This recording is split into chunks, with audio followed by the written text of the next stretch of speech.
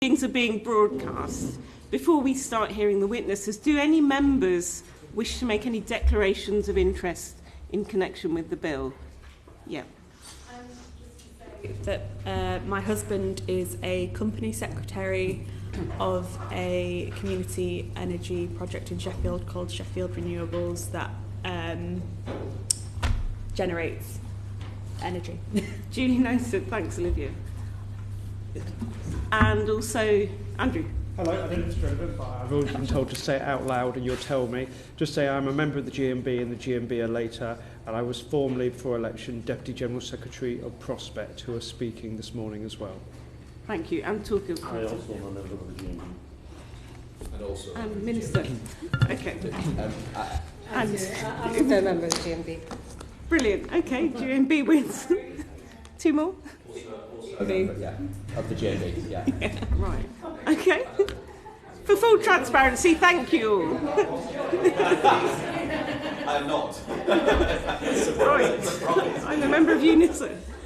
Okay, we will begin by hearing oral evidence from Mr. Juergen Maier, Chair of Great British Energy and Chair of Digital Catapult. Before I call the first member to ask a question, I should like to remind all members that all questions should be limited to matters within scope of the bill. It is actually quite a short bill and quite narrow, so if you're straying off, I will tell you off. Or don't stray off in the first place. And we must stick to the timing, so this first evidence session we have until 9:50 a.m. So would the witnesses introduce themselves for the record? We only have one in this session. Yes, good morning, everybody. Pleasure to be here. And as you've just said, I'm the startup chair of Great British Energy. And in terms of Digital Catapult, like you just mentioned, I'm in the process of stepping down from that. We're just looking for the new chair to replace myself so I can focus on this role. Okay, our questions will start with the Shadow Minister. Thank you very much, Chair. Good morning, Mr. Maier. Thank you very much for joining us this morning. Great British Energy, congratulations on your appointment as Chair. It was announced with great fanfare at Labour Party conference that the new headquarters of Great British Energy would be in Aberdeen. What does that actually mean? What will the HQ actually do, and how many people will be employed at the HQ? Well, the HQ is where we will centre all of our operations. And that means the HQ will be there, so all of the key staff, the chief executive, when we get round to appointing one, brackets, we will probably start with an interim chief executive. That might not be located there, but eventually that will be our plan. Now, there will be other locations. We also would like a location in Edinburgh and in Glasgow, particularly to help on innovation, maybe financial services. But where I see the main role in Aberdeen is particularly around operational engineering jobs. And ultimately, those are the jobs which are an abundance of in Aberdeen, are the well-paid jobs and are also the greater quantity of the jobs. Okay, thank you very much. The overarching aim of GB Energy is to speed up the transition, to invest in new and emerging technologies. What would you judge as a success when your time as chair has ended? If you could look back on your time as chair, what would you judge as have been a success? There's two very simple answers of that, and that is, one is, how many renewable energy, clean energy projects have Great British Energy been a part of, either as a co-investor, as an investor, or as an enabler, and thereby how much more renewable energy have we managed to get on the grid, number one, and number two is how many jobs and how much prosperity have we created as a result of that, and made sure that as much of the supply chain is Scottish/British rather than overseas. Okay, thank you. Thank you, Chair. Catherine Fuchs. And welcome, Mr. Maier. Great to meet you. Thank you for coming before the committee. So in Monmouthshire, we've seen the benefit of really a lot of community energy projects, such as solar power on the Bridges Community Centre in Monmouth.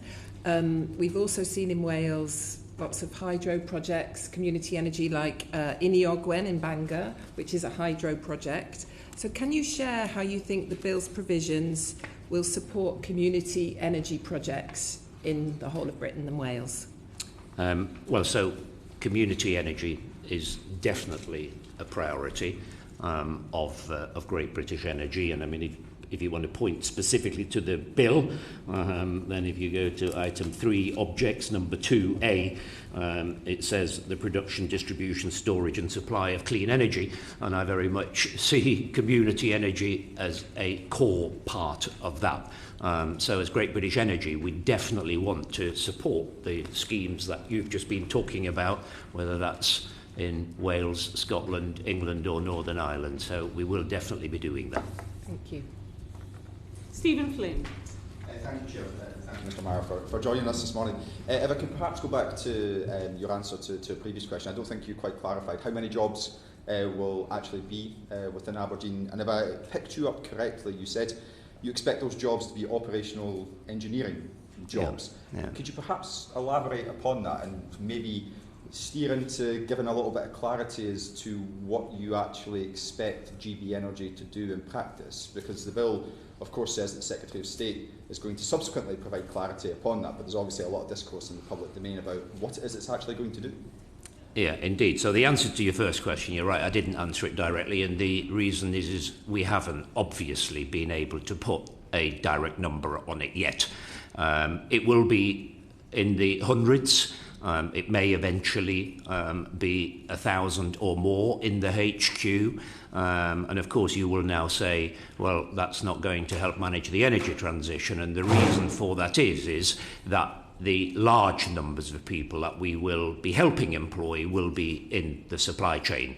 If we just look at some of the numbers already, by the end of the decade, there will be 100,000 people employed in offshore wind.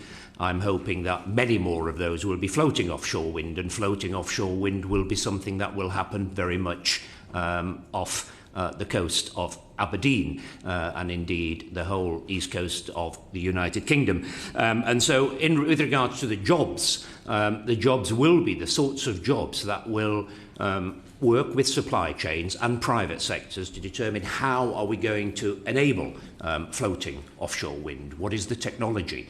What are some of the innovation challenges? Project managing those, helping those schemes get through planning permission, making sure those can get onto the grid. So it will be all those sorts of questions. So I very much see the role of Great British Energy as an enabler of getting such new technologies onto the grid, and also as an investor and a co-investor, and obviously that's going to take quite a team of people and skills to achieve that. Okay, just one more. Quickie. So in that context, when do you expect GB Energy to bring down energy bills? To bring down energy bills as promised? Well, look, the only way to get energy bills down, and indeed to get greater energy security, is to get more renewable energy onto the grid.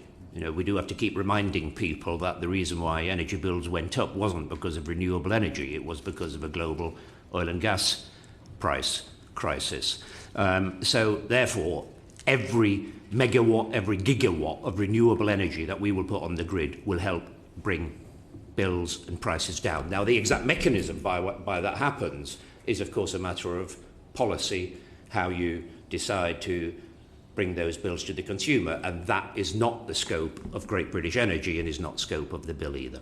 It's Rang from Scope. Yeah, talk of Crichton. Good morning. Thank you, Chair. Good morning, Mr Maier. Just following on from Catherine's questions, can you highlight how GB Energy will involve communities in this renewable transition and what kind of benefits the Secretary of State spoke about mandatory community benefit for communities? Yeah, well, thank you for the question. Yeah, so we have laid out these sort of 5 key priorities of Great British Energy. One is to invest, co-invest. The other one is to enable, to help accelerate development. And the third one is very much about local energy, community energy, that your colleague was just talking about earlier. And it's through the community energy schemes. And the reason why we're so keen on that is that this is where the community engagement really comes in.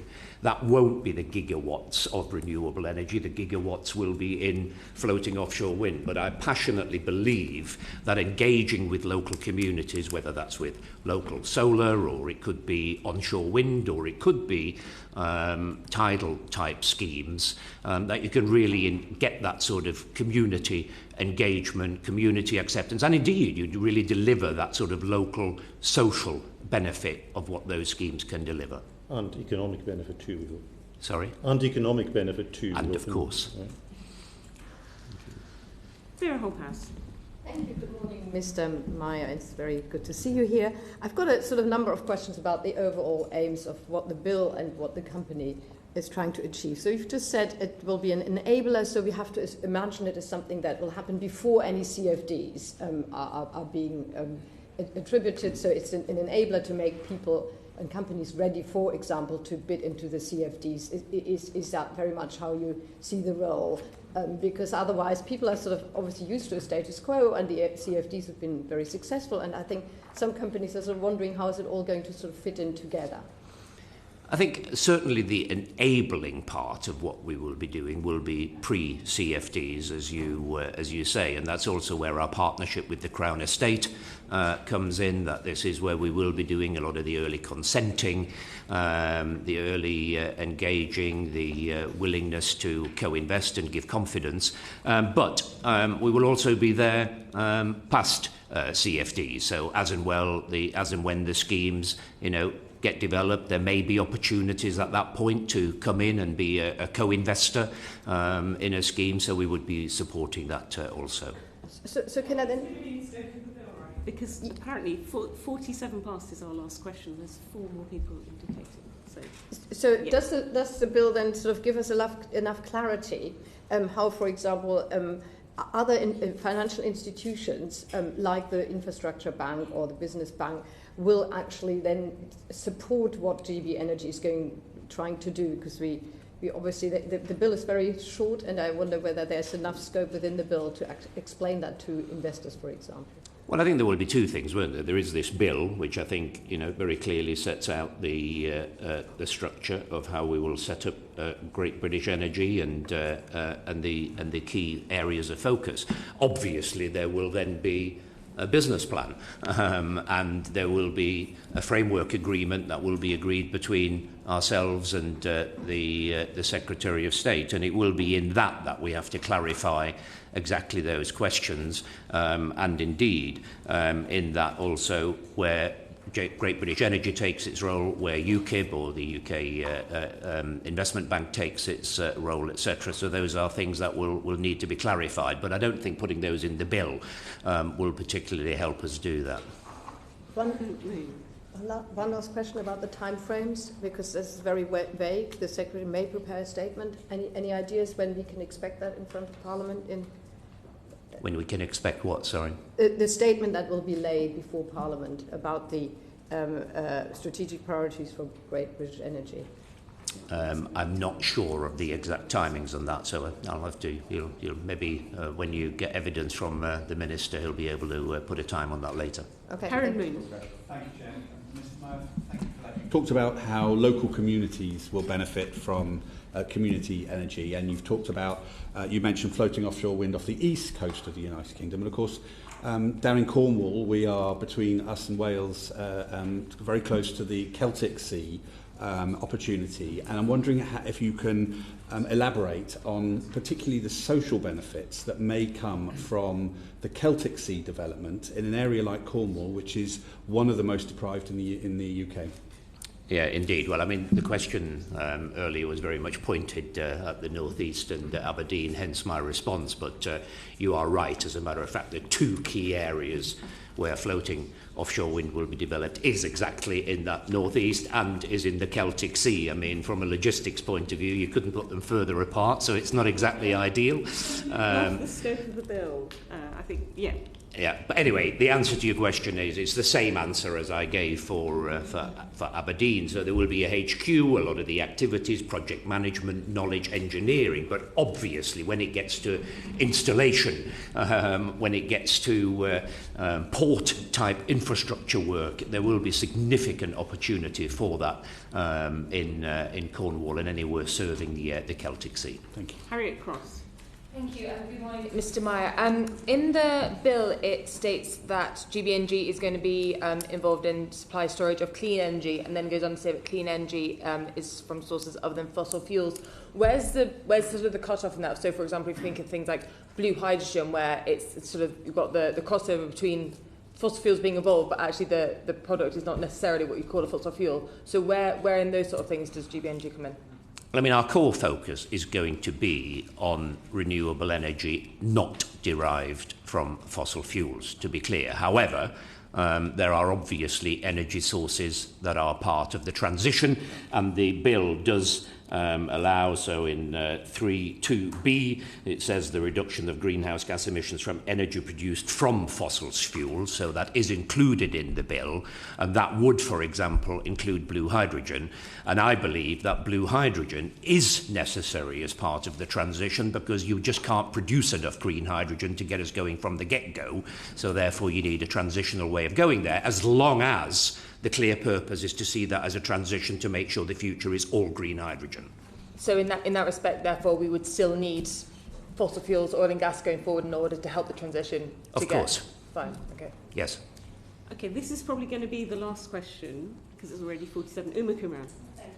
Welcome, Mr. Maier, and it's good to hear your reassurances on communities being kept at the heart of this, and you told us about renewables, about offshore, about clean energy. We've heard it's a short bill, but I'd welcome sort of your thoughts on what the bill tells us about the objects and the strategic priorities of GB Energy, and if, in your view, it gives you enough level of detail to carry out your work. Well, it certainly gives me very clear direction, along with the framework document that we will develop together with the Secretary of State and the Minister. So yes, I mean, in short answer to your question, I think it's pretty clear. The purpose is clear, and I think that's the most important thing. And the purpose at the end of the day is that we're going to accelerate the amount of clean, renewable energy we put onto the grid, and we're going to create as much prosperity, as many jobs through it as possible. Thank you. Pippa Halings. Yes, thank you very much, and welcome, Mr. Maier. The main thing would be about the accountability, so public accountability of GB Energy. So if you feel very clear this gives you strategic direction, how do you feel that the bill provides also for public accountability of the money that's being invested or co-invested? Well, we're seeing pretty good evidence of that right now, aren't we? But but at the end of the day, this is now, I think, a pretty well-established model for being absolutely state-owned, independently run. Independently run means excellent governance, and I'm obviously going to ensure as startup chair that will be the case, and that will be done. And that doesn't all need to be in the bill because we know what that means. You've got Companies Act, we've got numerous acts of how good governance works, and we will make sure through our board, our non-executives, that proper governance is given. And of course there will be opportunities, many opportunities for reviews by the Secretary of State, and ultimately for the usual sort of public scrutiny. Order. That's the end of our first panel. Can we have the witnesses in place for the second panel, please? Thank you. Thank you.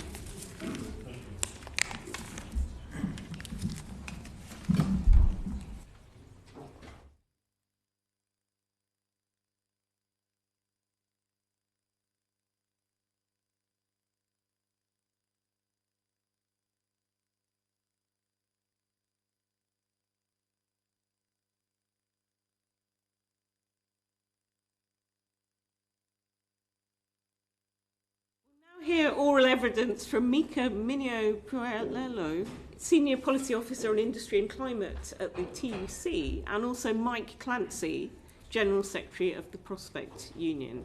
So for this session, we've got until 10:20 a.m. Could the witnesses please introduce yourselves and pronounce your name correctly, which I've abjectly failed to do. Nobody ever gets it right. So it's Mika Minio-Paluello, and I co-lead on industry as well as on climate, as well as on energy for the Trade Union Congress.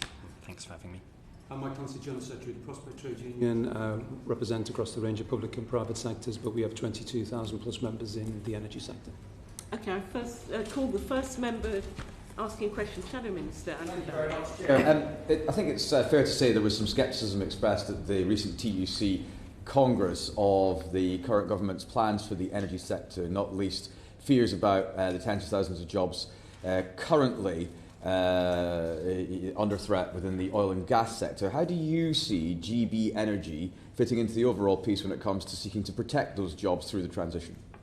Yes, it's very, very true that trade unions want to see good quality jobs going forward, and that there are concerns about how do we deliver a just transition, because obviously there's a reality, transitions aren't easy. To make that happen, we need some levers. We need government. We need some tools that can help ensure that workers can either have the existing quality jobs the existing ones future-proofed, or transfers to new places. And GB Energy is a tool that can help make that possible, that we currently don't really have in the UK. France, Norway, Denmark, Germany, there's a lot more institutions. The public sector effectively has a bigger stake, and we don't have that. Now, GB Energy being there, as Juergen said before, can be part and parcel of enabling the supply chain growth that we haven't seen in recent years, because CFDs haven't delivered that as they are. It can also deliver the coordinated collective pathways for workforce as well as upskilling. That doesn't really happen with the piecemeal way it's working at the moment. And it can also play a role by ensuring that renewable jobs themselves will be good jobs, both through procurement and through effectively ensuring a race to the top. And that's all part of a plan. And what came out of our Congress recently is we need to see a plan. And to have that plan, we need institutions like GB Energy. Have you got enough clarity thus far, do you think, through this bill, through GB Energy's creation, to give confidence to those people who are worried about their jobs in the sectors that are? Something about jobs actually in this bill, Shadow Minister, so I'm being steered by the clock. No, that's absolutely fine. To get you off this subject. Anyone else? Okay, let's go to Olivia Blake in that case. It follows on slightly, but I just wanted to ask if you think that this bill will help ensure a just transition for UK workers. You kind of hinted at that, but I wonder if Clancy has. Do you want to go first? Well, following on what Mika said, and as we are focusing actually upon the content of the bill, we welcome the creation of GB Energy, but the concern we've had is that for some time energy policy has been long on rhetoric but short on delivery. And what we mean by that is that in the context of just transition, the losses of jobs are not. The whips are saying that these mics, nobody can hear me either. I think you need to speak into it because nobody can hear what anyone's saying. Unusual for a trade union official to be asked to increase their volume. But nonetheless, I'll run counter to type and try to do that. So we felt that we welcomed the creation, we welcomed the bill, but the reality is that communities are facing job losses now, and the promises of jobs tomorrow, I think, is where the challenge lies. And as we are talking about the bill, we certainly want to see GB Energy created as an exemplar in terms of social partnership, job creation, and turning the promise of green jobs of quality into a reality. And that's the pathway, I think, that the bill has to provide for communities directly affected by technological and other changes. I guess in questions we'll bring out further things about organisational design, because we've certainly got some views on whether the bill leads to an organisational design that's going to enable this. And I think, because you asked, will it ensure? So I don't think the bill in itself, we very much welcome, but will the bill in itself ensure a just transition? No. Does it provide a mechanism and a tool that then the Secretary of State and government can use to help deliver that? Yes. And ideally, we also think the bill is good because it creates the basis for GB Energy to grow. And ultimately, if we're going to see that successful transition and all the jobs and the prosperity that we need to see in the UK, GB Energy needs to be on par to the equivalent companies that we see in other countries, whether it's Ørsted or Statoil or Equinor or Vattenfall or EDF. And that's a long-term process, and over time that can be good for workers and it can make the whole country richer. Stephen Flynn. Thank you, Chair, and thank you both for coming. Just in relation to that specific point, and it's also in the written evidence that you've provided, you made reference to Ørsted, EDF, to Vattenfall and to Statkraft. GB Energy is going to be capitalised with £1.6 billion per annum. How does that equate to the delivery of projects similar to Ørsted, EDF, Vattenfall in Statkraft. Is that not quite a leap? I mean, you wouldn't build Ørsted in 1 year, 2 years, or 5 years. ESB, the Irish state-owned company, moved into offshore wind gradually, step by step, and it took them about 4 or 5 years to get in there well. So we think we should aim to get that by 2040, by 2045. There, you start somewhere, you start with a capitalisation. Now, we can all talk about whether the government could access more borrowing, fiscal heritage, etc. But you can start with that. It won't be on that scale by 2030, but it can put in place the mechanisms and a plan so that by 2040 and by 2045, we are a more powerful country. We are a richer country because we're finally on par with our peers. So we've made some commentary about the treatment of public debt and this space for GB Energy, and whether the debt rules, which are subject to current debate, should be adjusted so that public investment companies are appropriately excluded because they will provide a return to the Exchequer. We're also interested in the structure of GB arising from the bill in this regard. Clearly, it's going to be a public investment vehicle, but if it's going to be an operator like Ørsted or so on, and I obviously heard Juergen talk about the nature of the assets that it may bring under its control. These are significant engineering assets, significant engineering propositions, and if you're going to build a company in that respect, you better start now. And you better think about the labour markets in which you're going to obtain the skills, which are very competitive. And I could keep you all morning talking about the way that won't happen if they are constrained by public sector pay constraints. Now, the serious point there is that there's more than one pathway for this entity, and if it's going to have a dual pathway, it needs to be thought through pretty early, because realising the floating offshore wind proposition, whatever sea it may be in, is a very significant endeavour, requiring an operational management, an engineering, construction, planning, and indeed operating capacity that, we're at the bill stage, needs to be thought of right now. Thanks. Thank you, Chair. Thank you both for coming in. This bill on GB Energy is a hugely exciting return to public steering of our energy system we haven't seen before. But one of the big challenges we have before we even start building new systems is the skills shortage we face, and the real challenge we've had in nuclear, renewables, other forms of energy production. Can I ask you both, how do you feel the bill can stimulate and relate to the needs to develop skills as well as deliver new jobs? Because that ensuring skills development in different regions of the country as well as in traditional areas. So if I may start on that, Chair, that's okay. Andrew, you're absolutely right, and there are various things which need to be brought together that the bill itself probably needs to consider in terms of the skills profile generally. Other forms of generation which are within this space, there's obviously going to be an Office of Nuclear Jobs developed by the Secretary of State and so on. Our view is that this comes down to the sense to which the bill can specify that this should be an exemplar company, that it sets objectives for its board in relation to not only its community engagement but how it conducts its processes to ensure that the short-termism that sometimes emerges from the private sector form of energy ownership is not characterised by a public company, which should be an absolute champion in these areas. So it does come down to governance, it comes down to the objectives and how they are set for a public company, and then knitting that into the other parts of the skills landscape. And that's why I also make the point, not in a usual trade union way, may I say, but you have to think about the labour markets in which GB is going to play, because they are very tight, very demanding, and there's a whole range of infrastructure that this country needs to invest in to deliver the growth mission. I think there's good practice to learn from those other countries, from Ørsted and from Statoil, now Equinor, and from Statkraft, where they took that proactive role and identified where did they think the country needed to be in 10 years' time, not just where from a minimalist reactive position might they need to be, but where did the country need to be, and then how do they invest for the long run in those skills. Okay, this is a bit strange. The clerk's saying we're kind of okay for time because it's 20 past, but it's a little bit getting a bit hypothetical from what will happen on top of the bill, which I'm being told not really allowed. Andrew, do you have anything else? Okay, in that case, Harriet Cross. Thank you. And I suppose this is aimed at both or either. I'm quite relaxed.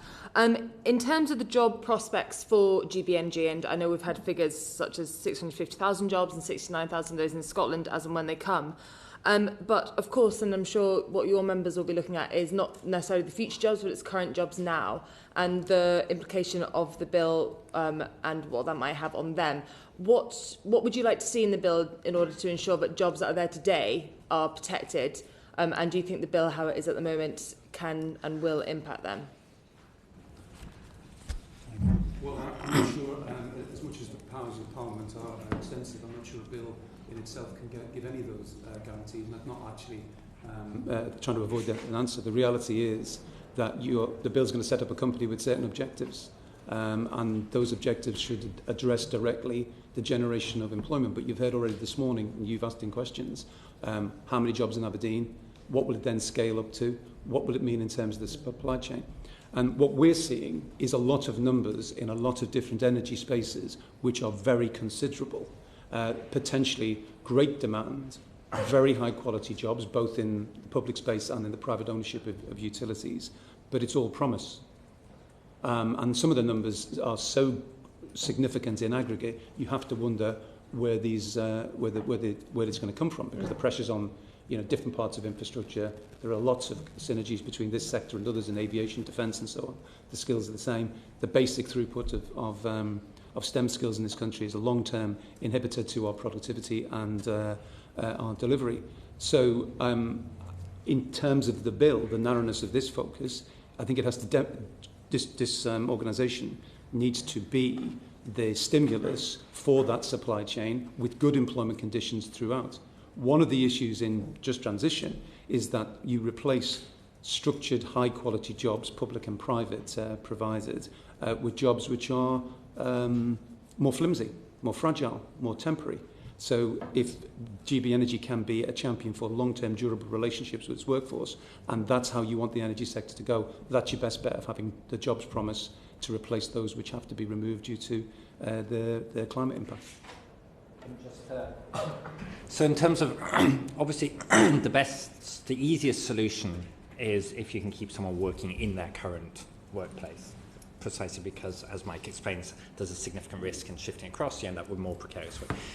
A lot of the onshore supply chain for offshore oil and gas has been struggling. We've seen a big decline over the past 14 years within both the supply chain and direct.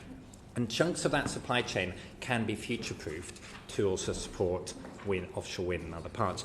GBNG has a significant role to play in supporting those supply chain sites, whether it's Shopwood Offshore, whether it's smolders, whether it's cable manufacturers, to go, okay, we will be purchasing from you, and not just from China, because there's a big risk of China coming to dominate the offshore wind supply chain. We could end up in a situation with offshore wind as we are with solar at the moment, where if you buy a solar panel, it's 97% made in China. And GBNG can play a role to make sure that's situated here. And that's partly the protection. I think the other part is about, what could be done to the bill to not necessarily protect jobs. Mike is right. The bill itself can't entirely protect individual jobs. But is there possible, so in our submission, we suggested there could possibly be an amendment to the strategic priorities section, suggesting that the statement of strategic priorities itself should have regard for just transition and for job quality, job creation, and that should be embedded within that statement as a core part, that when the Secretary of State sits down and goes, okay, part of what we're going to put in here is about just transition and quality job creation. So that is a possible amendment. And then another one in terms of protection was we also suggest, particularly given that a lot of the job creation and the economic impact will be in Wales and in Scotland, so it will play an important role for those nations.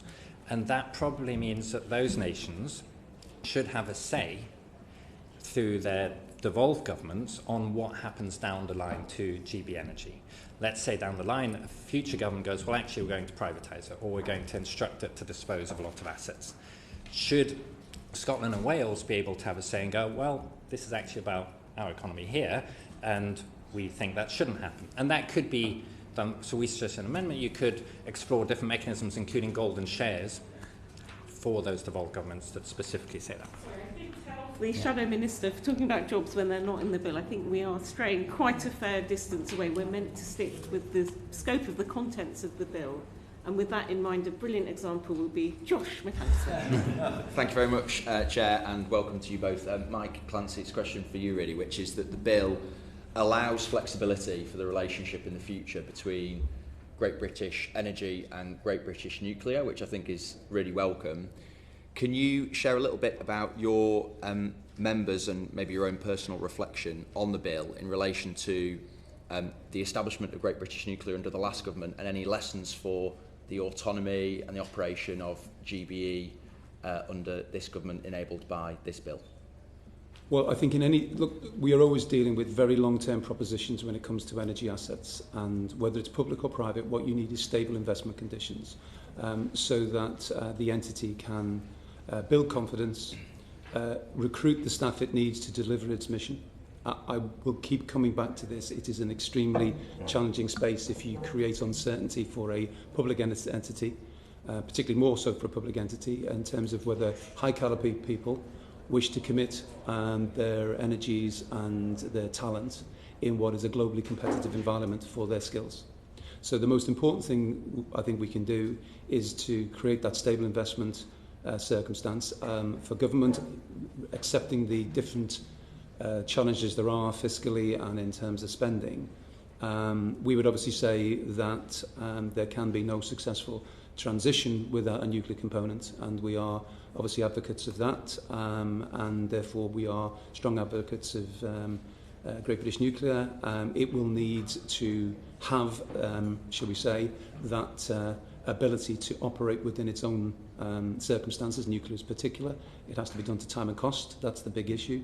But what most important thing that the bill can do is ensure that you have that stable investment and you make the commitment. I mean, I've been around a little while and probably I've been involved in more nuclear and energy renaissances than anyone else probably put together in the room. And I think what we need is now to get to the actual renaissance and get building. If you can give that stability, people will come to this because they are mission-driven, committed individuals who will want to be part of that renaissance. Thank you. Thank you. Good morning. I do want to come back to clause 5 of the bill, which is about the statement of strategic priorities. And really, I think most of what I hear this morning is that we are a little bit worried about not enough detail about certain things. So should there, on the face of the bill, be more detail about the strategic priorities and, for example, talk about the job creation? Or should there be, for example, a precise timeline when we can actually expect that? Because the whole purpose of the bill is that to speed up all of that energy transition. And currently, we will see a statement. When is it important that we actually get some timelines in the bill? I think yes, the simple answer to that is yes, because the longer that there is a concept phase and a positive concept nonetheless, the more that, because we are talking about a multiplier effect from GBE in many respects. That if GBE is delivered, starts to operate, gives confidence to the direction of energy policy, then actually other investors will see that and will look at that. This is a serious proposition, and therefore we are engaging in this this huge process of energy transition. And as I said just a moment ago, it also means that talented people can see a future. We want to be part of that. So within the process of parliamentary drafting, the more that a clear set of objectives which actually differentiate it as a public entity, but which sets the tone for what you want from energy assets in the future, the better. Because that will give that confidence. And it also has the knock-on to confidence to private investors in other parts of the energy environment. Kumaran. Thank you both. Really welcome hearing the views of trade unions in this session, and especially keeping workers at the heart. Do you think that GB Energy can help drive the demand for skills and apprenticeships and prepare our workforce for a just transition? Do you want to go first? There is a lot of demand at the moment, and there's a significant lack of supply. Is part of the challenge, and part of the reason that there's a lack of supply is that there's a lack of investment, and that we as a country have not invested into our workforce sufficiently over time, which is why you get into a situation where different sectors effectively end up poaching people who are in most demand. And GB Energy provides a mechanism to be part of it won't solve it as a whole. And the government have got other plans as well to try and put that investment in, but it can have a significant role in going, yes, here we are going to provide that long-term investment directly, and also where we're cooperating, clearly GB Energy will be partnering with the private sector and through then procurement powers and going, okay, in our joint project on, let's say, this big offshore wind farm that's being built here, we're going to require a supply chain across the board to be investing into apprenticeships, whether it's tier 1, tier 2, tier 3, down again, so that we get that overall growth. So it can play a significant role there. So I've already touched upon this. I mean, we have it may seem strange, but we probably have a bit of a mission at the present minute because of the constraints applied by the previous administration to remove our members from who are in technical occupations in the energy field from the public sphere, because the labour markets that they operate in reward better in the private sector. And the private sector is in a war for talent in this area because, you know, in this country we haven't, over the many decades, valued STEM skills and engineering. I speak as a humanities graduate who is always in awe of people who actually go to institutions and learn things that matter and are then applied for the health of the nation. So we have to start with valuing STEM, valuing it on a diverse basis, ensuring that the workforce reflects the diversity objectives we have more generally, having a clear understanding that even within government there can be robbing one to pay for the other. Defence, aviation, as I say, lots of areas need these STEM skills. They're then easily transferable into digital skills. There are better salaries for some of this elsewhere. So if you want to deliver that promise about high quality jobs, you really have to think about and have a labour market strategy for GB Energy, which works in this competitive context at all levels, from apprenticeship through to technical, through to engineering, through to even doctoral level. So again, in terms of the bill, in terms of direction and the objectives, to be an exemplar for the entire energy sector in relation to the skills matrix, in relation to how people are employed, the diversity objectives that any public company should have, that's what the bill should try and address itself to with sufficient detail. Thank you. Yeah, just a reminder again, we are sort of talking about what's on the face of the bill, not what GB Energy might do, blue sky thinking, that kind of stuff. Okay, I see two more people indicating. Andrew Barry. Thank you very much, Chair. I think we're all agreed in objects that the production, distribution, storage and supply of clean energy will include nuclear energy, very important to your members, Mr Clancy. But just to really sort of build on Mr McAllister's point, there is a lack of clarity, I think, within the bill at the minute over the operational independence and the autonomy of Great British Nuclear. Is that something you are seeking from the government, and is it something that we should seek to have in the bill as we move through its committee stages? Well, I think not just in terms of the bill, but the actual future of Great British Nuclear has a degree of uncertainty around it per se, because, again, a danger to repeat myself, we have been here before. I used to be a member of the Nuclear Industry Council some moons ago, and, you know, we are rightly evangelists of our members who deliver nuclear energy, and then down the back end in terms of decommissioning. Lots of controversies, we recognise that. But they're an essential part of the future energy mix and the achievement of our climate goals. So there has to be a range of certainties, and that's not a glib remark at all in response to it. And in the GB energy area, it is about companies knowing that they can invest and get the return, and therefore the bill needs to be consistent with that. Stephen Flynn. Thank you, Chair, for allowing me to come back in. You've spoken very eloquently and rightly about the energy transition, about jobs, about skills, about STEM. But just for clarity, and I've double-checked on the bill there's absolutely no detail within the bill in relation to any of those points. Would that be correct? So my understanding is that it isn't currently in there. Okay, but however, my understanding is that the statement of strategic priorities is where that would be contained. we do, so there's questions about how much should be added in, and we understand the logic of the bill is to create an enabling vehicle, is to enable GB Energy to act and to do things. So is it useful to put in many, many, many different limitations? Probably not. Like adding in too much detail will slow it down and be not. Is it, on the other hand, useful to put in a clause that says as the statement of strategic priorities should have regard for just transition and quality job creation?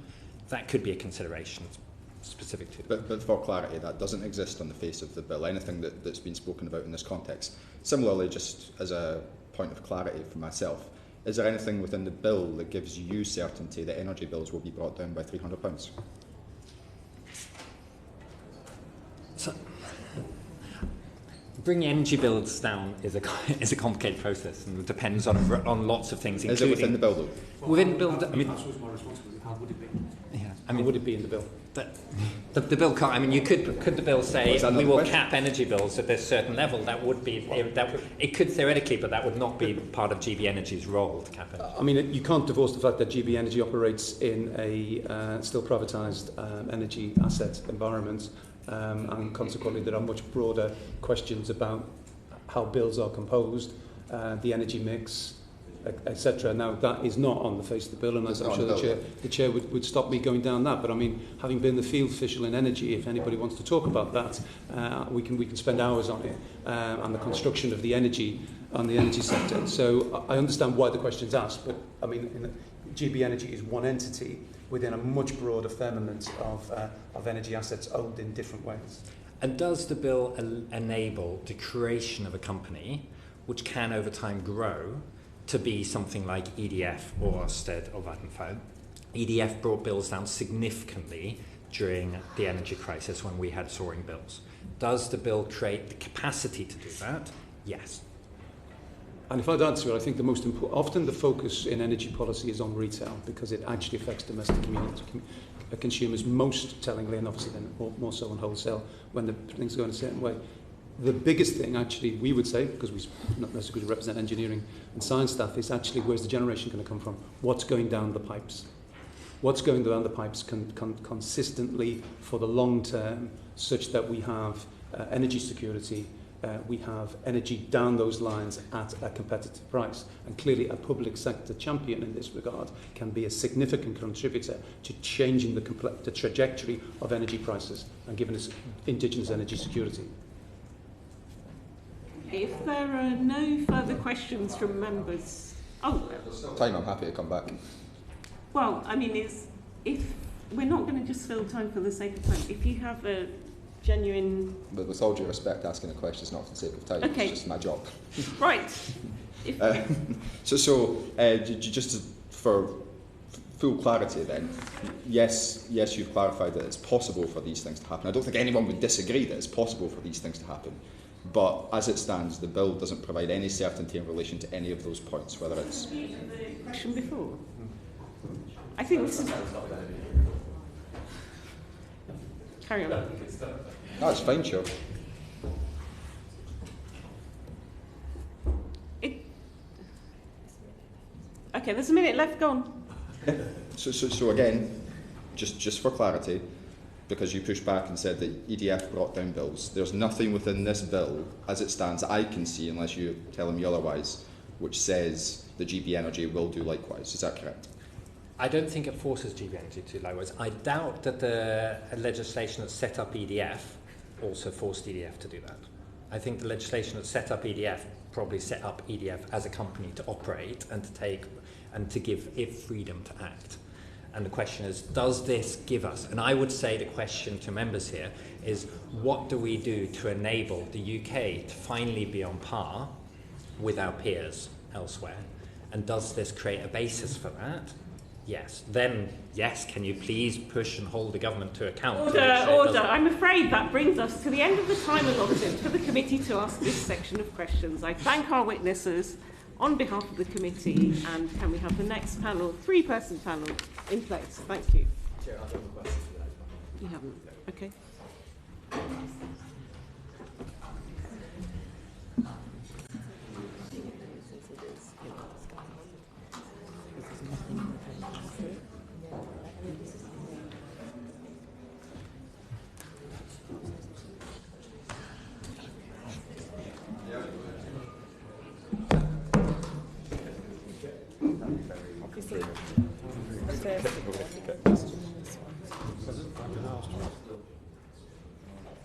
Okay, we'll now hear oral evidence from our three-person panel. Third panel, we have Shaun Spiers, Executive Director of the Green Alliance, Ravi Gurumurthy, Chief Executive Officer of Nesta, and Marc Hedin, Head of GB and Ireland Research of Aurora Energy Research. And this session we have now until 11 a.m. Could the witnesses please introduce themselves for the record? Yes, hello, I'm Shaun Spiers, Executive Director of Green Alliance, which is a think tank and charity committed to environmental leadership. I'm Marc, Head of Research for UK and Ireland at Aurora Energy Research. We're a power market analytics company.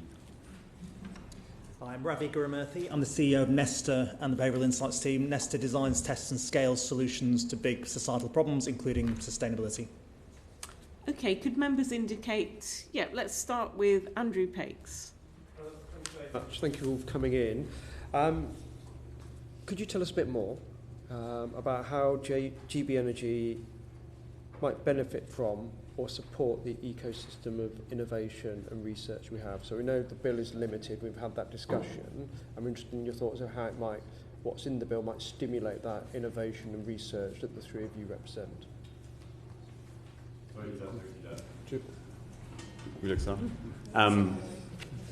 So I think we can reflect a little bit on the role of Great British Energy here, and one of the area around innovation is around like investments in less mature technologies.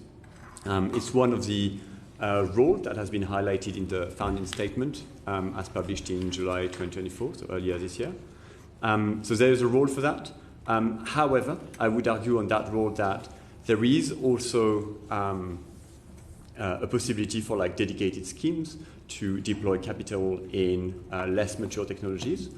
For instance, with regards to long duration energy storage, we had a consultation earlier this year that was generally welcomed by the industry, and that looked into implementing a sort of like cap and floor regime to promote investment into long duration energy storage. So there is a role for GB Energy here, but there are also alternative routes that are potentially less capital intensive.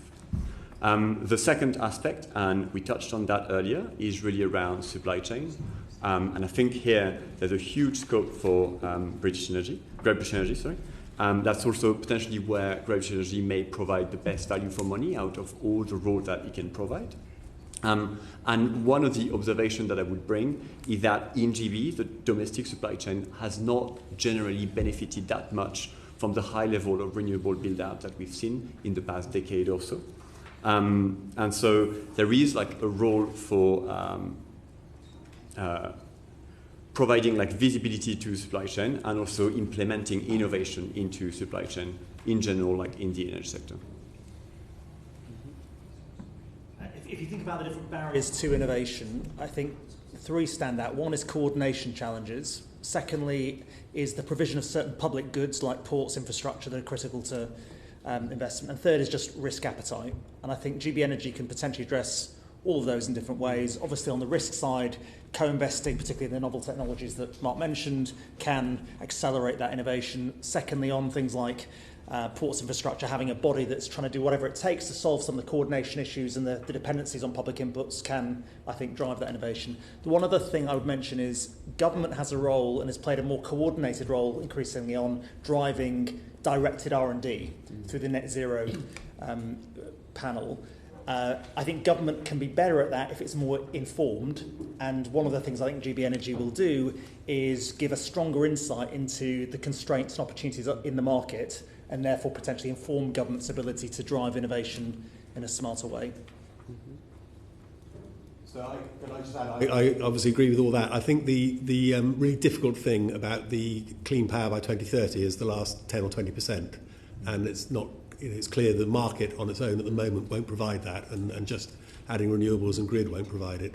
So what GB Energy provides is the potential to invest in things like pumped hydropower, compressed air, and new technologies that we're going to need, and that's going to be essential to achieving the 2030 power decarbonisation.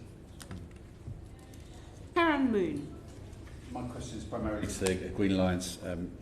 Shaun, what difference will GB Energy make to your analysis of the UK's progress to date to decarbonise power generation? Well, I think it's really quite hard to see how the UK will be able to decarbonise power generation. Certainly by 2030, 2035 was really ambitious. 2030 is even more ambitious, and so you do need a vehicle of this sort to crowd in investment, to give a really clear sense of direction to overseas investors and other investors who are looking for places to put their money. And this I think, just kind of gives a huge impetus to that mission. It's easy to set targets, but unless you've got a vehicle to deliver it, which GB Energy is the key vehicle, then they're going to be impossible to achieve. So I'd say it's essential. So Nesta and Beringa co-authored a report, which I was part of, which included some of the time and cost savings that we think GB Energy can deliver. And for instance, the role of GB Energy as what we called a pre-developer, where the Crown Estate takes on this role of sort of basically preparing the sites, doing the planning consenting, doing the grid connection, doing the environmental surveys before then having potentially a single auction process rather than the current dual auction process. We thought that would reduce the time by 2 to 4 years of getting offshore wind built. And we also produced some cost savings from doing that, including some of the some reduction in rent. So I do think this institution can deliver genuine improvements in terms of the time and cost. I wouldn't just stop at the vantage point of 2030, because although I think this will make some impact on 2030, remember we've got to double electricity capacity in this country if we're going to electrify heating and transport. So the next 10 years beyond 2030 is just as important. I think GB Energy is an institution for the long term, not just for the next 5 years. I'm being reminded again that we should focus on what is in this bill. I know there are objects and we could sort of extrapolate what might happen. Anyway, next we're going to Olivia Blake. Thank you, Chair. Just a question about the fact that, you know, this is a public company and it's really important that it's accountable to the public. Do you think that the bill currently has the sufficient kind of detail about that accountability and against its objectives and effectiveness? And I guess I'll ask Shaun Spiers about that, if that's okay. I think we have concerns about the huge powers given to the Secretary of State in it. So the 5.3 suggests that, no, it's 5.2, the Secretary of State may revise or replace the statement. A subsequent Secretary of State could significantly revise the aims of the of GB Energy. So we think that the statement should be consulted on. We would propose an addition or amendment to say the Secretary of State must consult anybody likely to be affected by the statement or such bodies as are considered appropriate by the Secretary of State, or something like that. But just to say that should be some more scrutiny so that the Secretary of State can't simply change the aims of GB Energy in the way currently set out. So I run an innovation organisation, and the hallmark of good innovation is, well, good companies is that they pivot and adapt. So I know that it is sometimes challenging to set up an institution like GB Energy and not lock down all the parameters, but actually I think that's critical. And there are issues and barriers that we don't even know yet. And I think it's important that this organisation can do whatever it takes to achieve the mission, even if we can't right now identify exactly every single aspect of its role. I think I would echo that message. Like the role of Great British Energy is like very broad, and is being defined as we speak. That's what we're doing, like at the moment in this room, but also I know like the people working for like Great British Energy, and also it could change in the future. The challenges of the energy transition evolve. Therefore, I think it makes sense for the bill to provide present and future flexibility in scope. That being said, I think there are like potentially 2 points / questions that potentially should be answered.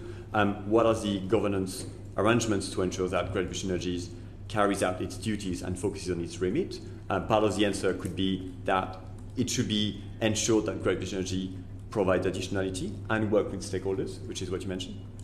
And also, since Great British Energy's role is primarily to fill gaps in the market, it would therefore be useful to assess its own effectiveness there. in Clause 7. We only mention an annual rendition of financial accounts, and there is no mention of effectiveness or impact. And when reflecting on the possible roles of Great British Energy, some, like project delivery, for instance, like speeding up that project delivery, will lead to value added for the whole system, but not necessarily to additional revenues for Great British Energy. So financial accounts may only tell part of the story, and there is a need for like more comprehensive reporting, in my opinion.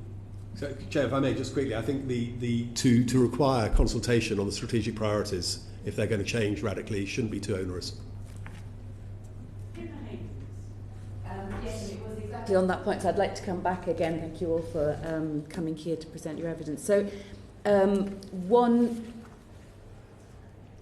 if you'd just like to explain a little bit more your concerns, given that innovation needs to pivot, but given that we're also being asked to allow for these objects to be so broad, to allow for flexibility within them, that if we didn't have the consultation on such broad objects, if you just give us a little bit more explanation there, Shaun, about why you think there should be consultation on that.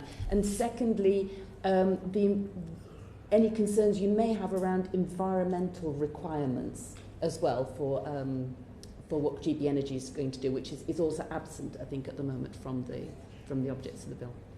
Yeah, I think that the concern on the ability of subsequent Secretary of State simply to change the strategic direction of the organisation is you just sort of look at recent history to know that there can be radical changes, and it doesn't seem to me too demanding. It's just good governance to suggest that should be consulted on, and you just don't give absolute powers to a Secretary of State to do that. So that I don't see that as a particular constraint on innovation, but I just think of that as good governance. The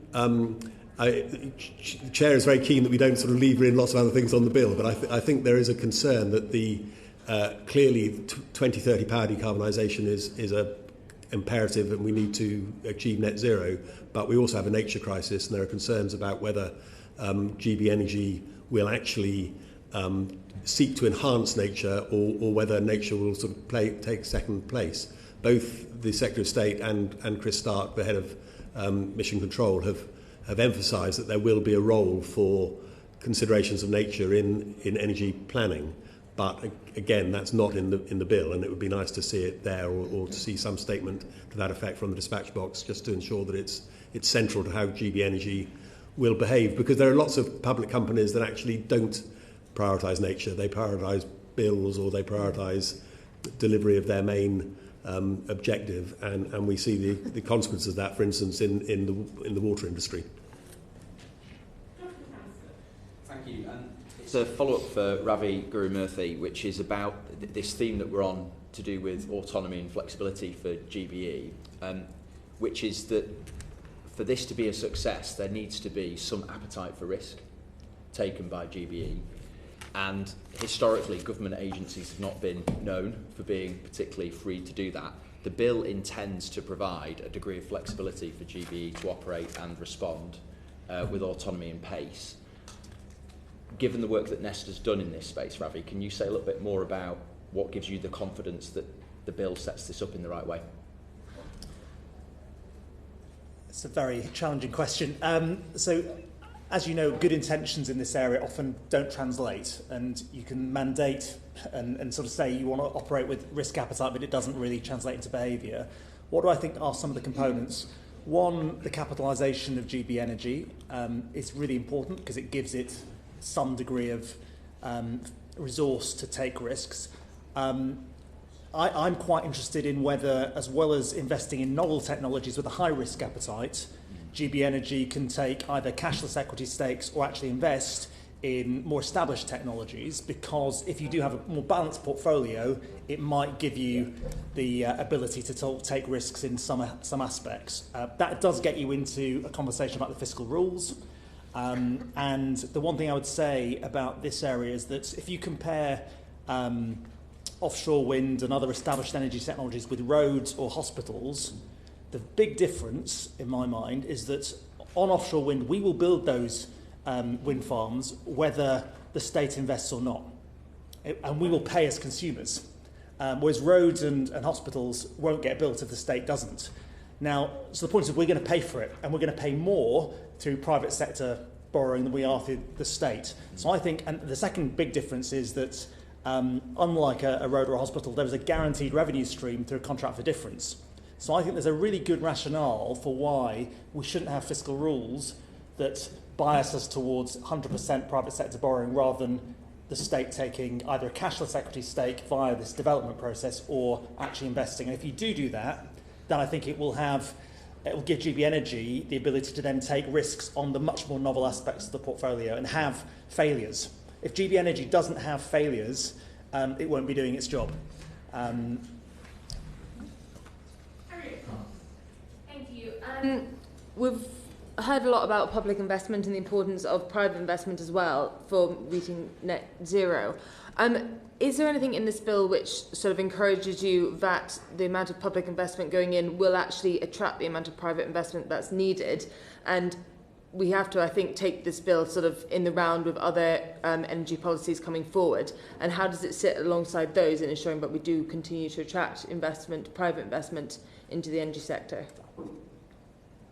There is just maybe like as a playing devil's advocate here, but there is like a slight risk that if a public company were to invest in utility scale project that at the moment manage, like in GB, we managed to attract quite a lot of capital to deploy renewable projects, for instance. There is also a risk of perceived unfair competition that would be detrimental to future capital attractiveness. So I would add that to like the global reflection around this topic. I'm just coming in on that. I mean, I think it's very, very common in other countries for the state to co-invest. I've spoken to a lot of other organisations. We need to attract 350 to 500 billion pounds of capital into power generation in the next 10 years. I think it's perfectly possible for the state to play a role in that. Everything that GB Energy is trying to do is reduce the risk and increase the predictability of the investment environment. So if you take the developer role, at the moment, the private sector, when they bid in for a seabed lease, has to have the uncertainty of whether that project will actually ever get commissioned, the long delay in planning and consenting, grid connection, environmental surveys. If we can actually have the state do some of that and de-risk it, I think it's more likely to get that private sector investment. That's what happens in the Netherlands.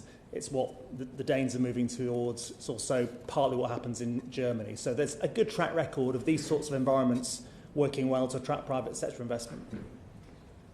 Just that, I think that's right. You can't dictate the culture of a company in a bill, but there was a criticism of the Green Investment Bank, for instance, that it invested in sort of rather established technologies and had an insufficiently high appetite for risk. It would be important that GB Energy does pump prime private investment and not replace it. You've kind of anticipated my question there, because you talked, to pivot back, Ravi, you talked about innovation and you talked about, Shaun, closing that 20% towards net zero. What is it this bill and GB Energy can do to drive that private sector investment? Ravi's written the report on it. So your question is, what can it do to drive private sector investment? What does the bill and GB Energy itself do?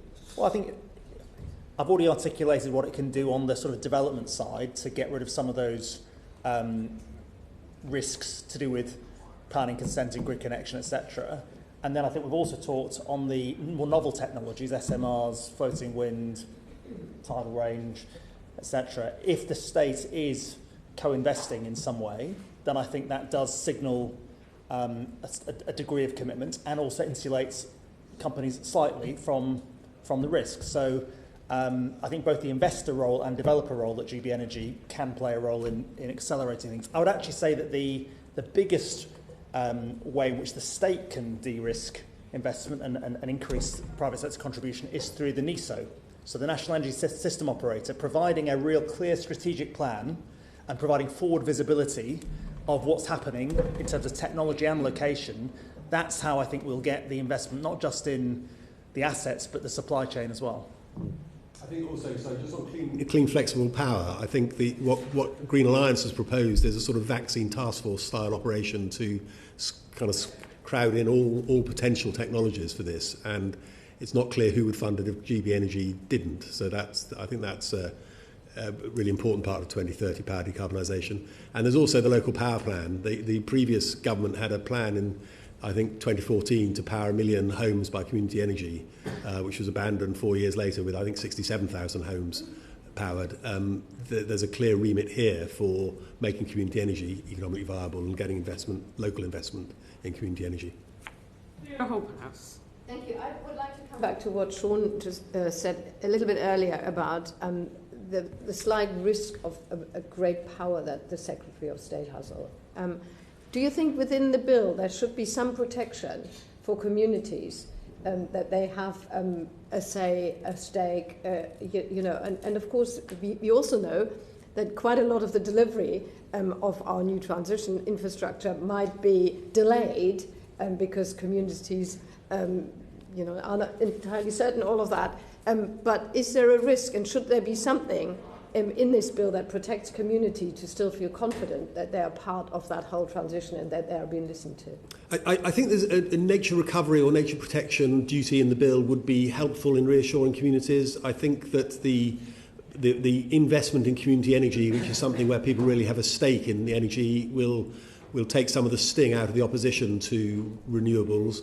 But I wouldn't overload the bill with things that are better dealt with in the planning system. I think this is a bill to enable a lot of investment in achieving a decarbonised power system and long-term energy security. And I think to try to overload it with things that are best dealt with in other parts of government or other bits of legislation would be a mistake. So the bill is sufficient in protecting communities? I would like to see a nature recovery duty in the bill. Welcome, participants. My question follows on beautifully, actually, from Shaun's comments around community. So how do we think GB Energy can accelerate and drive investment and the development of community enterprise and community energy? Well, I think one of the things that's necessary is just to say that this is a major part of the transition, and this is a government priority. So that was the case for periods during the coalition. There was a really vibrant community energy movement, and there was a sense in which actually people were coming round to supporting renewable energy, which otherwise they would have opposed because they could see they had a stake in it, and financial stake, but they'd also been engaged in developing it. What snuffed that out was more planning than investment, but there are ways in which that GB Energy can pump prime some of the investment. I'm trying to think back to the Community Energy Manifesto we put together in 2018. I can't think of these specific things, but there are. I could write to the committee if that was helpful. But there are specific financial incentives that would help get this off the ground. But to be honest, communities across the country were really keen on community energy. It was a vibrant movement, and that could be again with the right political framework as much as investment, I think. Thank you, Chair, and thank you, panel. We've been hearing a lot today about the mission to make the UK a clean energy superpower, moving away from fossil fuels. And I want to touch on something, Shaun, Marc and Ravi, that you've all mentioned about leadership, about ambition, about innovation. In your view, do you think the GB Energy Bill gives investors increased confidence to invest in the UK in the energy sector? So I think you've got to think about this as a whole package. If you have absolute clarity and conviction around the 2030 decarbonisation target and the pathway beyond that, and you translate that sort of strategic intent into an actual strategic plan with clarity about the technologies and location of them through the NESO, and then you've got an enabling, activating agency like GB Energy clearing away some of the barriers, the combination of that overall ambition, that plan, and then GB Energy, I think does hugely accelerate the investments into the sector. But you've got to do all three. And I think that's right. And I think there's two key components here. Is one, really identifying gaps in the market where actually Great British Energy can provide a lot of value and can reinforce confidence from investors. And also thinking hard about where it makes sense for Great British Energy to invest. We've mentioned, for instance, like local power plants. we mentioned innovative technologies. I think there's like a range of areas where it makes a lot of sense for the state to co-invest through Great British Energy to like develop those industries. And also the last point is really around supply chain to really support the whole energy transition.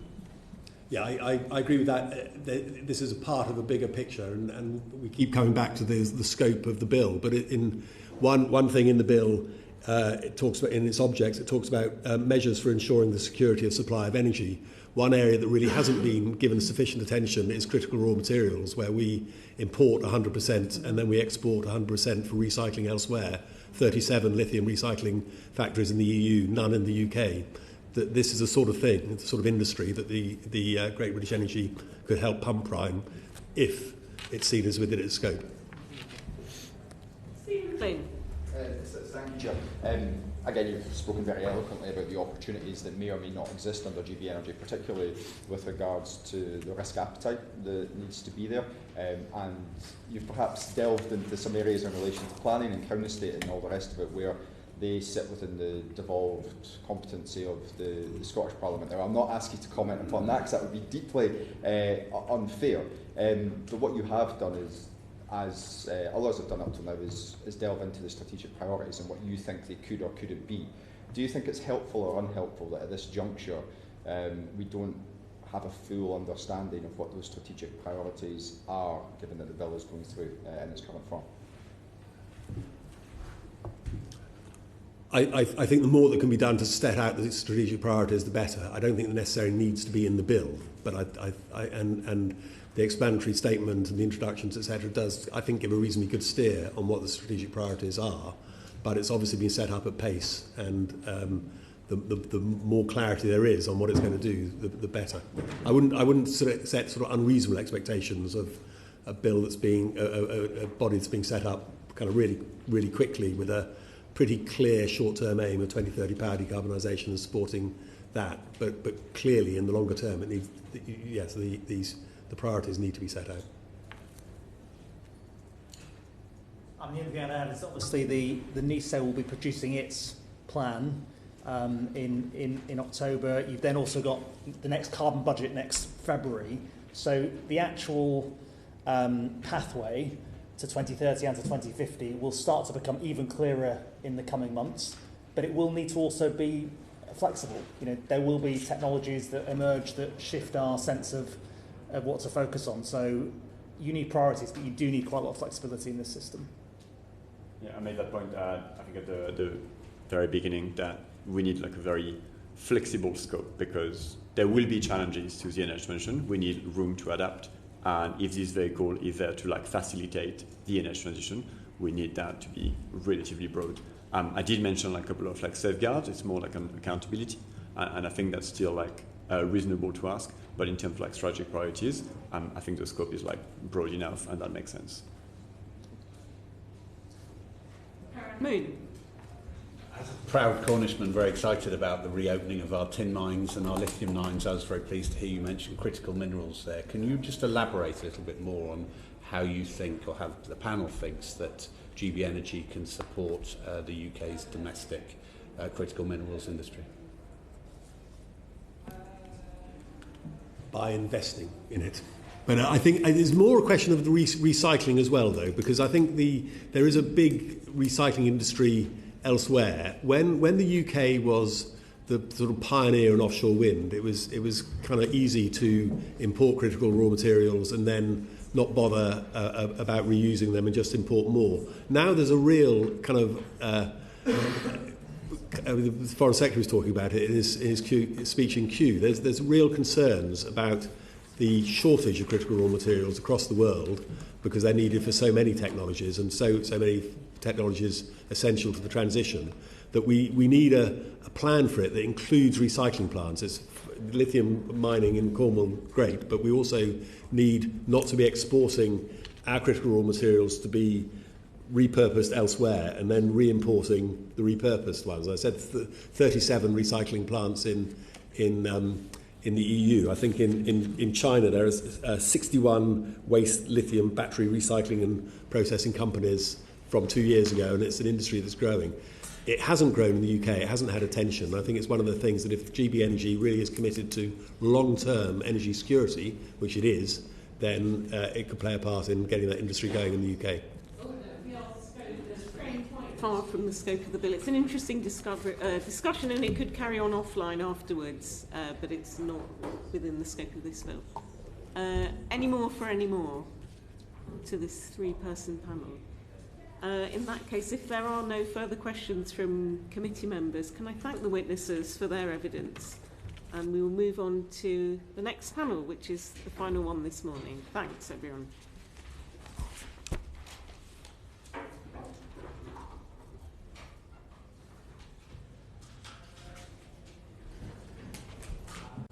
I will ask this.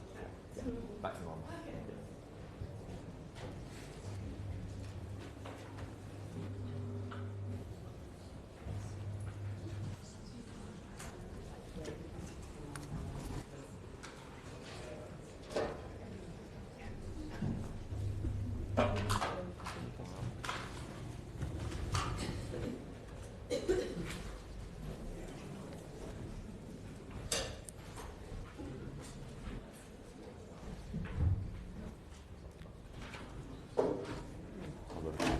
Okay, fourth and final panel this morning. We'll now hear oral evidence from Dan McGrail, CEO of RenewableUK, and Adam Berman, Director of Policy at Energy UK. And for this session, we've got until 11:25, and then there's questions at 11:30. I've got one for myself in the chamber. Anyway, I don't know if anyone else has. Well, I think a few of us have. Okay, so if we finish early, we've got longer time to leg it over there. Right. First of all, yes, can I ask the witnesses to introduce themselves? So, good morning, everybody. My name is Dan McGrail. I'm the Chief Executive of RenewableUK, which is a trade association representing the wind industry predominantly, but also the tidal energy sector and, crucially, the supply chain that sits within that. So we have about 500 member companies across the UK, and we work closely with devolved administrations and national government. So, good morning, everyone. Adam Berman, I'm Director of Policy and Advocacy at Energy UK, which represents the whole of the energy sector, really short of upstream oil and gas extraction, everything from all the forms of generation right through the networks and into household level, and we represent the retail energy suppliers as well. Okay, to kick off, I call the Shadow Minister, Andrew Barry. Thank you very much, Chair. For the record, can I just say how nice it is to see Dan again, and also to thank you and Adam, and you can pass back to Emma, your thanks for the support and indeed challenge that you posed when I was sitting on the other side, taking through the energy bill last year. Can I just ask of both the panellists, the strategic priorities and plans as set out in the bill, are they adequate enough for GB Energy and indeed the aims and ambitions of your organisations as you seek to see them progress? Good to see you as well, Shadow Minister. First of all, I think there's a trade-off always within a legislation like this between the focus that you want to provide and the guardrails that you could put within the bill, and given the entrepreneurial freedom to the organisation to invest where opportunities arise. And we believe, and the report in which we wrote prior to the release of this was quite clear, that we think focus is important, but is the legislation the place to put the focus? And our view is that the business plan that is set up and put in place by hopefully the Chief Executive and their team, once they're appointed, is the place to put that focus. It will be much more predictable if it's developed by experts within the sector who've been able to conduct a thorough analysis of where the opportunities are for investment, where the real additionality is. And I think, if I may, one additional point I think that is important to detail in the statement when it comes is how the investment priorities of GB Energy would be different from that of the private sector. So would GB Energy take a longer view in terms of returns on investment? Would it have a different rate of return? This will help clarify the role of GB Energy very much within the ecosystem of the sector and other private investors, so that there is understanding where real partnership opportunities lie. So I think, in short answer to your question is, it's important to have focus, but do the focus in the plan rather than within the legislation. I'd certainly agree with Dan. I think my one reservation within the legislation is that GB Energy is going to face two distinct competing priorities. The first is making money, which would primarily probably come from established mature renewables, or solving distinct problems within the energy system that are a result of market failures. There is some overlap, but there is not complete overlap of those two priorities. And so the question within the legislation is whether there should be more clarity placed upon on which strategic objective GB Energy should be solving. And that's not an issue for industry to resolve, but I think it is something that, without stronger guidance within the legislation, GB Energy may struggle to reconcile once it's actually formed. Do you think there's enough provision in the bill as it is set out now to allow for the Secretary of State to be publicly accountable for the decisions that he or she may take moving forward in regard to the concerns that you've just raised right there? Sure. I don't think there's a deficit in terms of accountability, and I don't think that there are 500 bodies that should be consulted before any decision that GB Energy makes, because you look at things like the planning system and statutory consultees, and you can see how that is an issue. That being said, I think there is a list of organisations that I think any Secretary of State should, through their due diligence, consult, and that is everyone from the National Electricity System Operator to the CCC to industry to devolved administrations. And I think we would very much assume that the Secretary of State and Department would do that due diligence themselves. But I don't think that necessarily shackling GB Energy to having to do that to make every decision through the legislation is necessarily the right approach. Okay. Fully agree with that. Great. Thank you very much. Thank you, Chair. Olivia Blake. I was just wanting to ask about the definition in the bill around clean energy, and if either of you have any thoughts about whether that is a clear enough definition or not.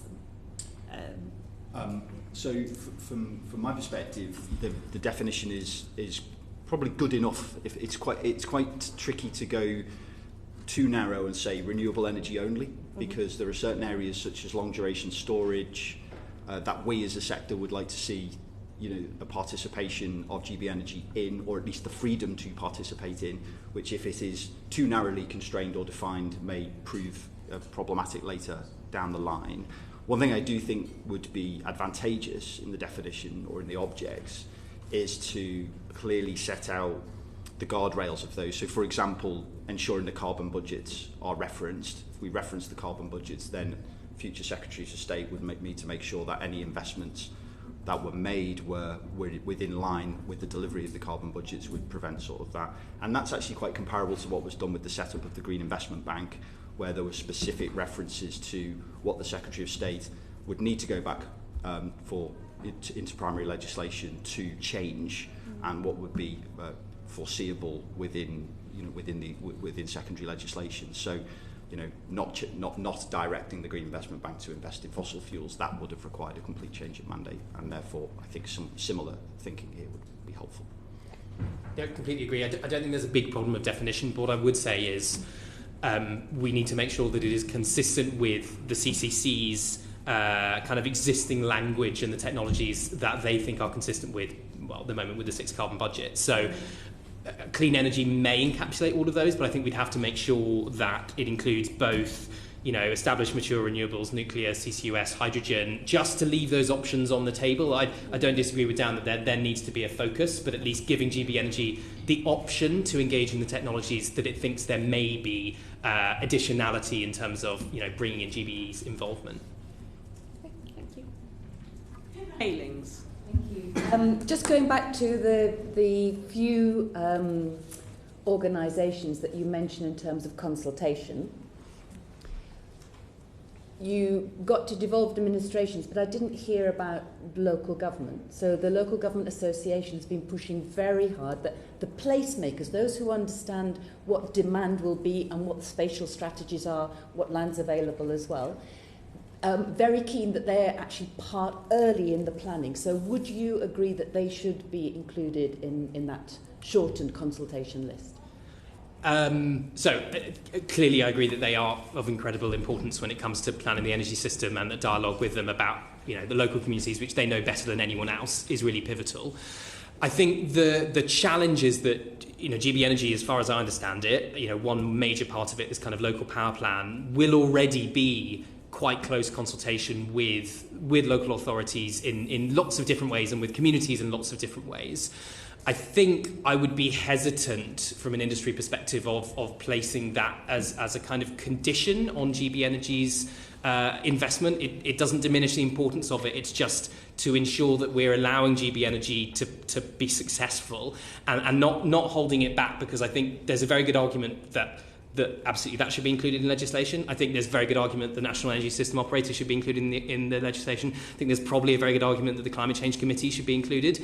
And so once you've gone through all of those bodies, it starts becoming prohibitive to the investment process, which we would want to be free and fair for GB Energy. So I think we would be slightly more hesitant about saying that you necessarily have to look to any particular body for kind of consultation. Could I just follow up on that one? So it would be where we're looking at the governance side of it, isn't it? So we know that at a spatial side, which is adequate, we've got local energy action plans.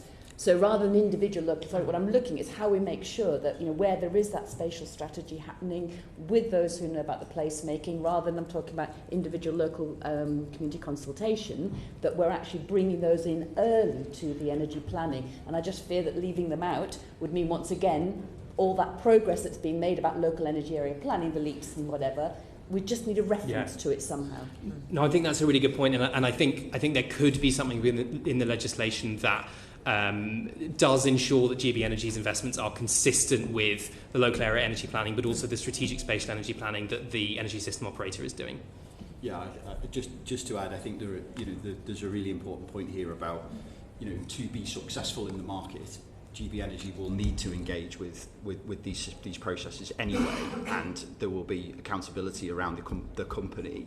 But I'm really, I suppose, one nervousness I have is trying to put too much into the bill on GB Energy, or specifically on GB Energy. I agree. The point here should be about complying with the things that we actually need to deal with, either in law or within programs such as the Strategic Spatial Energy Plan or the work of the National System Operator. You know, all of these are interconnected, contiguous pieces of a system, and that GB Energy needs to be able to operate within effectively. And I think that the onus, if we put anything in legislation, is that to be compliant with all of that. Yeah, maybe a bit from what's in here as well. Talk of Crichton. Thank you. Good morning, gentlemen. Dan, in the past you've argued that GB Energy should have a very focused mission. So in terms of the bill and clause 3 here, what's your view on the objectives of GB Energy? I think I firmly stand by the idea that GB Energy should, at least in its initial phase, do 3-4 things really excellently, with some fundamental underpinning. Like, it should really champion the UK supply chain, it should act to promote skills, it should enable innovation. But in terms of the market segments in which it operates, they should be really focused and defined early on, because with the budget, I mean, 8.3 billion is a lot of money, but it's within the context of the energy sector. Actually, to really get value from that, you need to focus in on 2 or 3 areas where we can, really deliver additionality. I think that's the place for that is within the business plan, rather than within the legislation. And because the way that the legislation is currently framed, it allows the team, when they begin the work of the company, it gives them the space to define what those 2-3 areas are, and it doesn't narrow that down. So, my view is, as it's currently drafted, it gives that space. Thank you. Josh McAllister. Thank you. Dan McGrail has a question for you, which is what are the views of your private sector members about the role that GB Energy can play in de-risking investments and crowding in private sector investment alongside it? What are they saying at the moment? So, similar to comments that have been made, I mean, occupying space where there is a highly liquid market for private capital is unlikely to bring much additionality. So offshore wind is one of those places, where there's, or fixed bottom, let me be more precise, fixed bottom offshore wind is a mature market, there's capital which will flow to projects if the wider investment conditions of those projects are right, and that's more government policy related.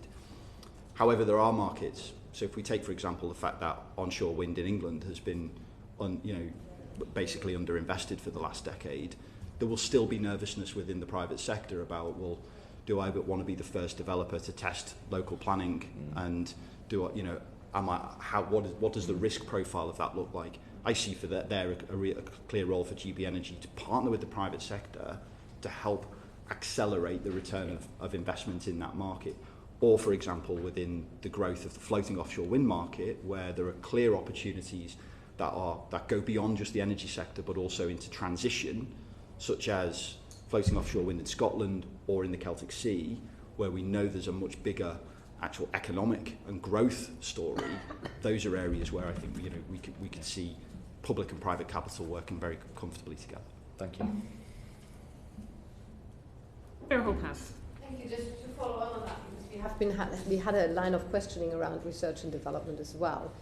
Again, sort of bringing it back to the face of the bill, do you think it is important that the bill is future-proof in that way, that it is not, that GB Energy really focuses on those markets and those projects where the private investors wouldn't come behind? Is there anything where the bill could strengthen that research and innovation is really probably one of the main focuses of what GB Energy can deliver successfully? I can say I think this is going to be a fundamental conundrum for GB Energy, which is the extent to which, through legislation, you want to constrain its investment activities. Clearly, from an industry perspective, we would be very keen that there is an emphasis on additionality, on complementing and not duplicating private sector capital that is already there. Dan mentioned wind. If you take the recent CFD AR6 auction, that crowded in about £20 billion worth of private sector investment. That's 1 year and one auction. So it's not to say that 8.3 billion capitalised over a parliament is not a significant sum of money. It's to say that if we want to get most bang for buck out of it, then absolutely thinking about those areas where it can be complementary to the private sector. So I think on the one hand, I'm saying, yes, industry would be very happy for GB Energy to have that as a focus, but I think it's also fair for me to say that that would be a restriction on GBE's activities were it to only engage in a space that enabled additionality, because it would restrict some of the kind of investment portfolio it could end up with. What I would say is that the private sector and the industry in general has been quite clear that we see a real benefit of emergent or participation of GB Energy in emergent technology in general, right? So, for example, tidal energy. However, even within the founding statements and the 5 founding statements, there isn't anything specific about fostering UK homegrown innovation.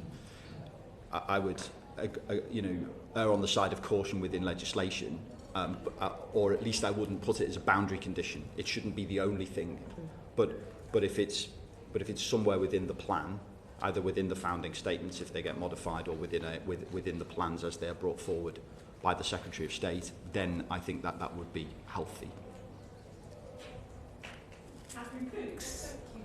And good to see you both. I think it's really interesting. You obviously weren't here for the earlier sessions, but there has been a lot of question about the detail of the bill, and is there enough detail in the bill? And what I'm getting from actually every participant is that, and it's similar really, that I used to be CEO of a charity before I was an MP, and if the founding if like the objects of that charity had an incredible amount of detail telling me exactly what to do, then 10 years down the line when I joined the charity, it would have been very difficult to pivot and do what we did. And I think you're absolutely right, and I think we're all hearing from every single witness that the actual bill needs to have, it needs to be general enough to allow the business plan that will be developed by the experts running this company. I'm just saying that you're chiming with everyone else, and I think that's really interesting and good. But my question is about tidal power. I'm from a Welsh constituency, Monmouthshire. We've got the River Severn in the south of my constituency, which is a tidal river. And then, of course, you've got the Celtic, the sea. What opportunities will the bill give to generate more tidal power? Well, I think what the bill does is allow space for GB Energy to take, quite an activist role in this sector. And I'm aware of tidal power companies who are already very keen to engage with GB Energy on some specific proposals. And I think one of the things about tidal power has been that it has, we've seen success through the CFD auctions of many projects. We need to see them sort of come to investment decisions. And so the more that we can see the role of a state actor in helping enabling those companies to take decisions, it will help scale up the industry and then the technologies. And then from the technologies, we then hopefully deliver the kind of supply chain growth and jobs in local communities that we're all aspiring to. And I think lastly, Perrin Moo. Yeah, thank you, Chair. We have in the bill under 5.1, the Secretary of State's required to prepare a statement of strategic priorities, and I'm listening carefully to the priorities around, from your perspective, skills, innovation. Adam, I wanted to ask you, in fact both of you more generally, if you were Secretary of State, what would your absolute key priorities, strategic priorities for the bill be? Sure. So I think the first one is public value, and I would say public value goes beyond just the ability of GB Energy to create profits and, let's say, return them to energy bills or whatever mechanism it might come up with. It's not to say it's not important, it's that if this is new money being made available by the Treasury, a significant amount of new capital being made available, it's about how can we get, as a society and as an economy, how can we get the most out of those investments. So I think public value, which is not just about financial returns, but also about broader public benefits. I think, secondly, it is about spreading economic activity, and I think how it links into the industrial strategy, and it might be a kind of supply chain play also for GB Energy, but thinking, not just about particular technologies, but also about particular regions. I think third, delivery of the UK's legal objectives in terms of its legally binding climate commitments. Fourth, delivery of the National Energy System Operators' priorities as well, so that links to the Strategic Spatial Energy Plan that we've already been talking about, and making sure that it's helping to foster a really workable decarbonised power sector. So, for example, you could see solutions like GB Energy putting investments into wind or solar in areas with higher constraint costs, lower to population centres, with higher land use costs that at the moment aren't as attractive to private investors, but with GB Energy's lower cost of capital may well still be a profitable enterprise. So it's how can we have a win-win with the kind of NESO's objectives. And then finally, impact on investment, which I think can't be ignored. And I absolutely recognise that it's not the government's intention at all that there will be an impact on private sector investment, but I think we would need to ensure that as a kind of founding principle that there is not a risk that any GB Energy investment could deter or crowd out private sector investment. I would add to that one thing, which is, and I think is a very good summary. One thing is that there are a number of new institutions that are being set up at the same time. NESO, Mission Control, GB Energy. There are also a number of big initiatives like strategic spatial energy plans, centralised network planning. I think it would be very helpful for the sector and for industry to understand a little bit the interaction of these with national wealth funds. I almost see a bit of an organogram in my mind of just how things flow, because I do find in the conversations I have with the sector, it's like, where does the limit of GB Energy end and where does the National Wealth Fund begin, so on and so forth. And I think it would be enormously helpful for that and for other institutions like SNIB, UKIB, others to understand how they fit within that matrix. If there are no further questions from members, can I thank the witnesses for their evidence? That brings us to the end of our morning session. We've had 4 panels, 8 witnesses. Thanks, everyone. The committee will meet again at 2 o'clock this afternoon in here again, when I will be Sir Roger Gale. Oh, no, who's it? Yeah, I'll have turned into someone else. Anyway, in the meantime, I invite the government whip to move the adjournment. Thank you, Madam Chair. I beg to move that further consideration of the bill be now adjourned. The question is that further consideration of the bill be now adjourned. As many as are of that opinion say aye. Aye. Of the contrary, no. I think the ayes have it. I think the ayes have it. Order. Order.